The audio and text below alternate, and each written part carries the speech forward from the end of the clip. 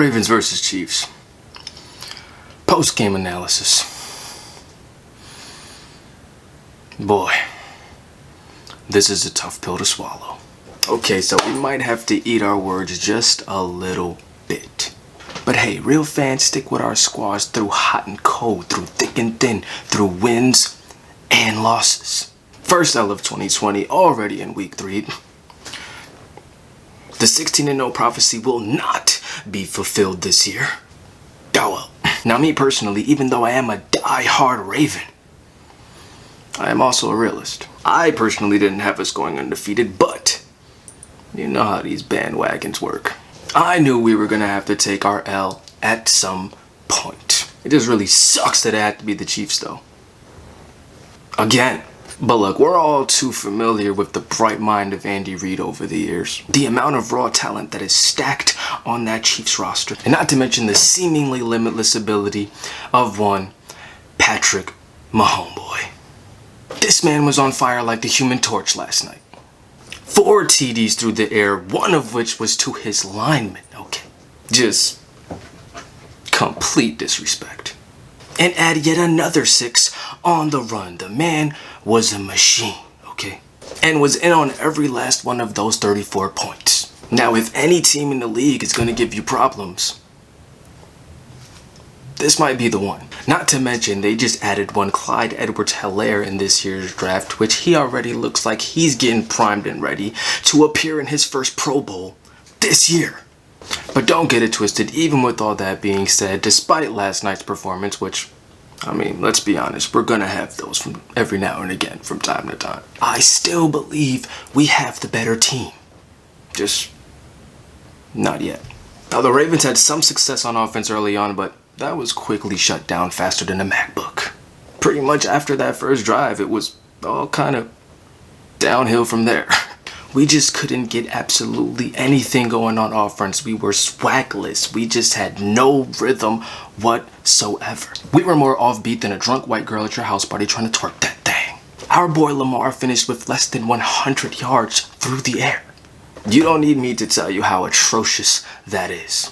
I know we've all been saying it forever now. The Ravens, we could use another elite wide receiver. Besides Mark Andrews, which, need I remind you, is a tight end, we really don't have another wide receiver that can absolutely dominate off the line every snap. I mean, don't get me wrong, I love Hollywood Brown to death, just like the rest of you, but we all know the man has his limitations. Obviously, he usually gets the job done with that roadrunner speed, but of course he's lacking just a tad bit on the physical side of things. If we had a tall, strong, physical type receiver who can just jump up and snatch that 50-50, like a prime Flash Gordon or some shit, that would be, in my opinion, the perfect complement to somebody with the skill set like Hollywood. Oh, and by the way, while we're here, did y'all see that hit our boy Hollywood took over the middle in the second quarter? I don't know about y'all, but that was a little scary to me. We definitely don't want our boy taking shots like that. Which is exactly why I feel we should still be looking into a wide receiver. But hey, I'm just a guy. 2 of our receivers in Duvernay and Prochet are both rookies. Another 2 in Hollywood and Boykin are only in their second years, bruh. Who does that leave us with? Willie? Now don't get me wrong, I love Willie too. Yes, even after he cut his hair. But clearly, we need some assistance. When the running game is struggling, we need other options, okay? We also put the ball on the ground a couple of times, once even right before the half, which we're lucky didn't turn into even more points for the Chiefs. You definitely can't afford any turnovers in a game like that, especially against a team like the Chiefs who can take flight on your ass and run that scoreboard up to the heavens in a matter of seconds. And there were actually a couple of moments that I feel could have really shifted the momentum back to our side. But unfortunately, we were just never able to capitalize. Such as that fumble recovery we got that we desperately needed. Oh, and by the way, who would have guessed that 7 of our 20 points would have come off a 93-yard kickoff return touchdown by rookie Devin Duvernay? Which, shout out to the boy, by the way. Thank you. And to top it all off, on the defensive side of the ball, which you always hope is the Ravens' strongest point, there were more holes in our defense than a cheese grater, okay? Fuck defense, it looked more like chain link fence out there with all them holes in it, okay? Needless to say, the Chiefs spread the field unlike any other NFL team can. And even against the best secondary in the league, can still make it appear as if they're just tossing that pigskin in the comfort of their own backyards. Putting up 34 points on our defense and making it look kind of effortless, to be honest. And by the way, times must really be changing or some shit, because when I was younger, 2-score games were never considered a blowout. But that's all I seem to keep hearing and seeing since last night. 14 points is not a blowout, okay? Now, I will agree that watching last night's game live, it certainly did feel like a blowout, but it really wasn't. But anyways, this Chiefs wide receiving core, including Travis, please help me, Kelsey, has been the most challenging group by far for our boys in Baltimore. Tyreek Hill was just absolutely toasting our boy, MP the Juice Man. He hit that top speed only a true cheetah can reach, and then transmorphed into Mike Evans right before our very eyes, and straight up mossed our boy Juice Man. Who saw that coming?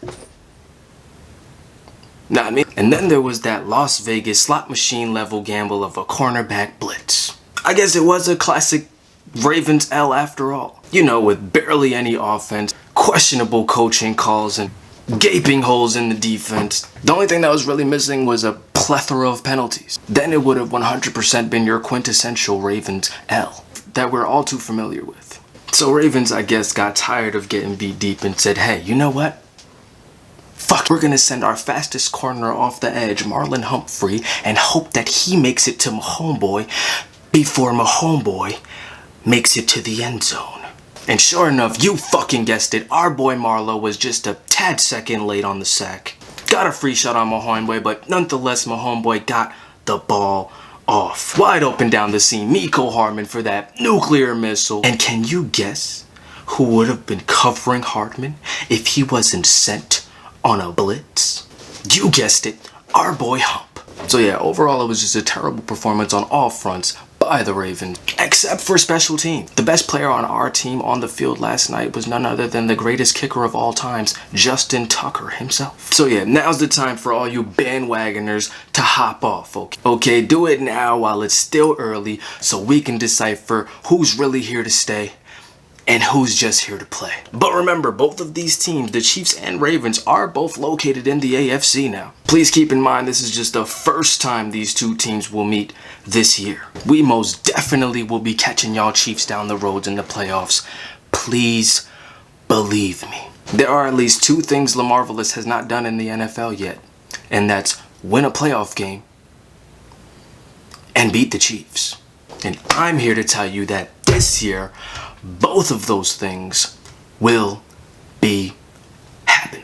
But until next time, I'm gonna catch y'all boys later. We on to the Washington football team next. I'm ready to get back in the win column. Make sure you call a cornerback blitz on that subscribe button before you go. Just make sure he gets there. And while you're at it, ring that bell icon right next door.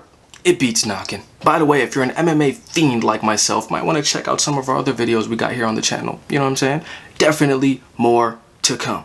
Y'all be safe out there. I'm out here like out where. See.